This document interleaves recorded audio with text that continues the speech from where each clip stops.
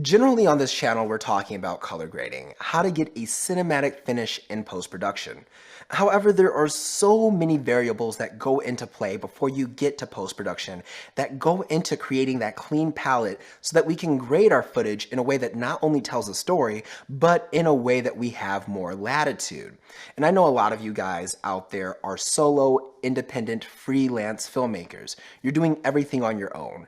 You're working your cameras, you're working your lighting, and you're working your post-production. So today, I wanted to talk about one of the elements that goes into getting to post-production, and that is going to be lighting. Today, we're going to be taking a look at interior day lighting, a common scene that you may find yourself in as a filmmaker. This scene is motivated by this window. That is going to be the motivation for the lighting of the entire scene. And then we're going to add in each light, break down why we did it and how we did it to get the look at the end, which is this. Speaking of looks, now is a great time to hear from our sponsor, myself. The SBG Elite Colorist Color Grading course is a live interactive color grading course designed to take you from A to Z in DaVinci Resolve. Gone are the days of pre-recorded one-size-fits-all content. You will meet with me live 2 days a week, online of course, and you will be able to interact with me through asking questions, taking over my computer screen with hands-on examples and hands-on instruction to tailor your learning experience completely to you as we go from A to Z in DaVinci Resolve. Check out the link in the description down below where you can hear from other students who have taken the course. And I can't wait to see you in class.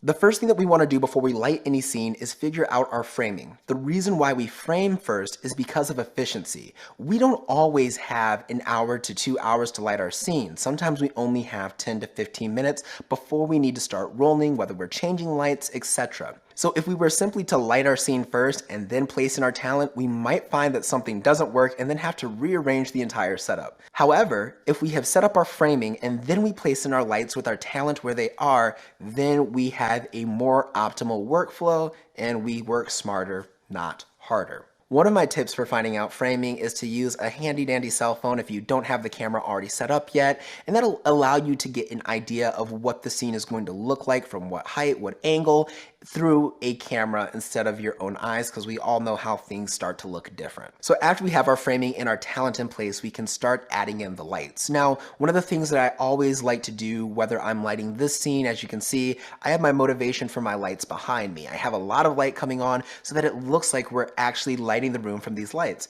But what you can't tell is that there's actually 2 lights right here. So when we're thinking about this lighting motivation, we have this scene with the window, right? So I want to use that window as our motivation. The same type of lighting technique goes into when we're using practical lights. Again, the lights in the background, lights you can see, those are practical lights. Oftentimes you'll see the key light motivated from that side because we all know that this lamp behind me is not powerful enough to light my face.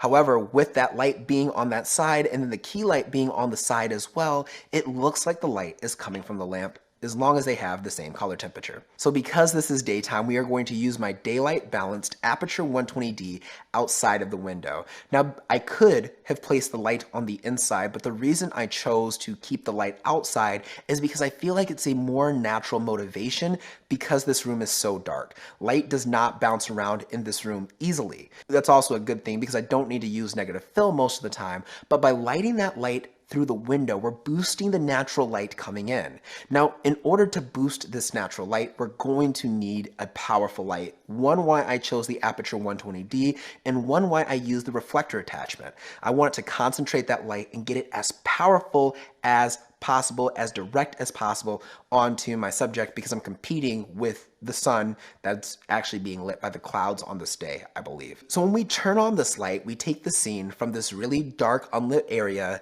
to this. Now, simply put, if you were really on a budget, you could stop here and this could be your light. As long as you set your exposures right and everything else, this could be a look, and then you could just skip to the last step if you only have one light. Now, as I said, this is a cloudy day.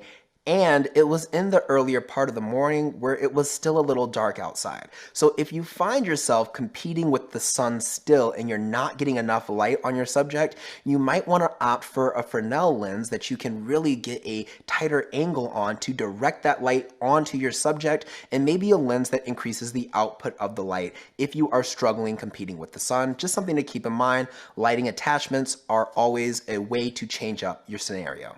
As I said before, the primary motivation is window light that is lighting the talent, and if you notice the frame, there are two windows in frame. This is another opportunity to add in another light and sell the look. When we're looking at that angle that the key light is coming in, or at least how I have it placed outside, it would be low enough that it would actually be coming in through the window behind me as well, that sliding glass door. So I'm going to use the WeLight Ninja 400. Now this is a bicolor light, but it's not the most color accurate light. It can either go to 8,500 Kelvin or 2,500 Kelvin, which is nice that I could use 5,600 Kelvin like my key light and my fill light, but it's just not going to match. So what I tend to do just to get a cleaner output out of it is I use it at 8,500 Kelvin. It looks close enough that I can match it to the other lights in post with a few tricks that I'll talk about in the very last scene. So we're going to turn this light on again using the reflector attachment at 100%, and it elevates our scene from this to this. Now the reason we're doing this and we're adding in this light in the background again is because when we're looking at the angle where the light is being motivated as the key light, it only makes sense that light would come in through the back. So although we have the aperture 120D bouncing in that key light from the room, the light on my face was still a little dark for my taste. We could have sold the look if we wanted to, but we have more lighting options here. Now we're going to be using a cheaper ProMaster LED panel. The nice thing about lighting is that it doesn't always have to be expensive. This is a $700 light, and the lights in the background are only like $25 off at Amazon. But this, I can't remember the exact price of this LED panel. I will link it in the description down below, but I'm going to place it right next to the window to motivate and just give me a little bit more level on the other side of my face. Nothing too crazy. We're still having that negative fill effect from the charcoal walls back here, so I don't have to put up a flag or anything like that. Now you might be saying to yourself, well, yes, Sydney, I see these lights, but I don't see these lights. Like, yes, you're lit, but I don't see the light.